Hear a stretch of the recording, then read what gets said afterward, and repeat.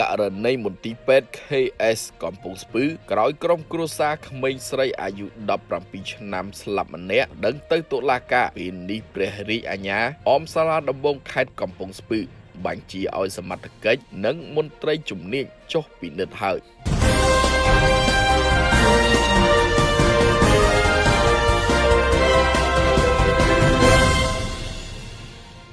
មន្ទីរពេទ្យ KS កំពង់ស្ពឺក្រោយស្ត្រីម្នាក់បានប្តឹងដោយសារកូនស្រីដ៏ស្រស់ស្អាតរបស់ខ្លួនអាយុ17ឆ្នាំបានស្លាប់គួរឲ្យអាសូរយ៉ាងពន់ពេកពេលទទួលការព្យាបាលនៅក្នុងមន្ទីរពេទ្យរបស់ខ្លួនពេលនេះព្រះរាជអាជ្ញាអមសាលាដំបងខេត្តកំពង់ស្ពឺបានបញ្ជាឲ្យនគរបាលនិងមន្ត្រីជំនាញចុះទៅពិនិត្យជាក់ស្ដែងជុំវិញករណីនេះ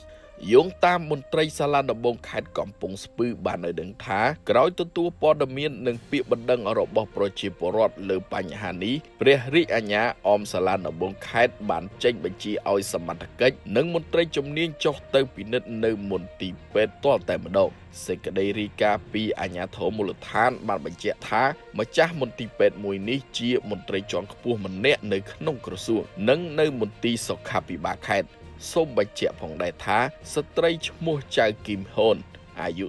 36ឆ្នាំរស់នៅភូមិត្រោះសាលាឃុំស្វាយក្រវ៉ាន់ក្រុងច្បារមនខេត្តកំពង់ស្ពឺ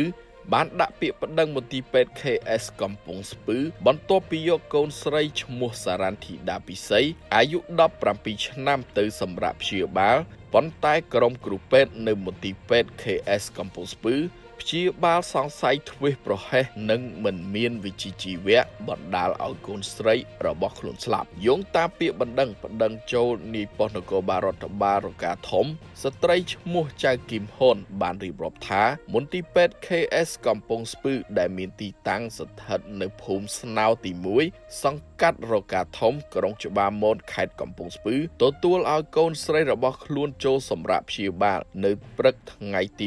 29ខែមេសាឆ្នាំ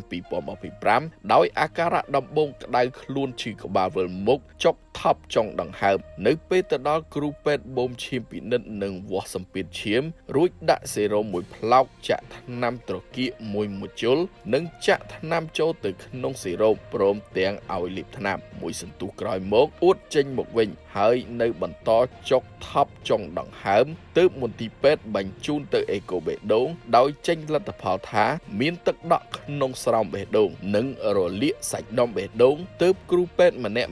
មកប្រាប់ថាអាការៈធ្ងន់ធ្ងរតែអាចសម្រាប់ព្យាបាលនៅមន្ទីរពេទ្យ KS កំពង់ស្ពឺបានក្រោយមកគ្រូពេទ្យបានបញ្ជូនកូនស្រីរបស់ខ្លួនទៅបន្ទប់សង្គ្រោះបន្ទាន់ដោយឃើញស្ថានភាពបែកញើសសស្រាក់ហើយកូនស្រីប្រាប់ថាថប់ពិបាកដកដង្ហើមរហូតដល់ម៉ោង8យប់ថ្ងៃដដែលកូនស្រីរបស់ខ្លួនកាន់តែមានអាការៈមិនស្រួលខ្លាំងដោយមានសភាពស្លេកស្លាំងភ្នែកស្លើឡើងលើបាត់មាត់បាត់កហើយខ្លួនទៅស្ទាបបេះដូងកូនស្រីស្រាប់តែលែងលោតបាត់ទៅហើយទើបរត់ហៅគ្រូពេទ្យមកជួយសង្គ្រោះនៅពេលដែលគ្រូពេទ្យបានមកដល់ប្រាប់ថាត្រូវបញ្ជូនទៅមន្ទីរពេទ្យកាឡាម៉ែតភ្លាមតែនៅពេលឡើងលើរថយន្តបែរជាគ្រូពេទ្យបញ្ជូនទៅមន្ទីរពេទ្យបង្អែកខេត្តកំពង់ស្ពឺទៅវិញ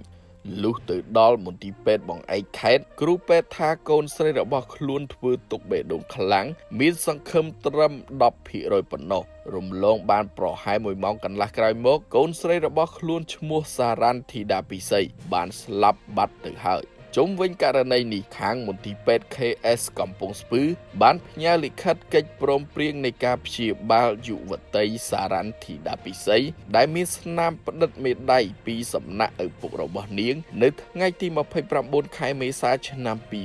2025ដោយបានបញ្ជាក់ថាខ្លួនមិនបានទៅព្យាបាលបន្តនៅភ្នំពេញទេនិងសុខចិត្តសម្រាប់ព្យាបាលនៅមន្ទីរពេទ្យដោយម្ដាយយុវតីរងគ្រោះបានប្រាប់ថាការបន្តសម្រាប់ព្យាបាលនៅមន្ទីរពេទ្យដោយសារគ្រូពេទ្យអះអាងនិងធានាថាកូនស្រីរបស់ខ្លួនអាចព្យាបាលជាត្រឹមពេល5ថ្ងៃនិងថាគាត់ជាគ្រូពេទ្យខាងបេះដូងនៅមន្ទីរពេទ្យកាឡាម៉ែតថែមទៀតផង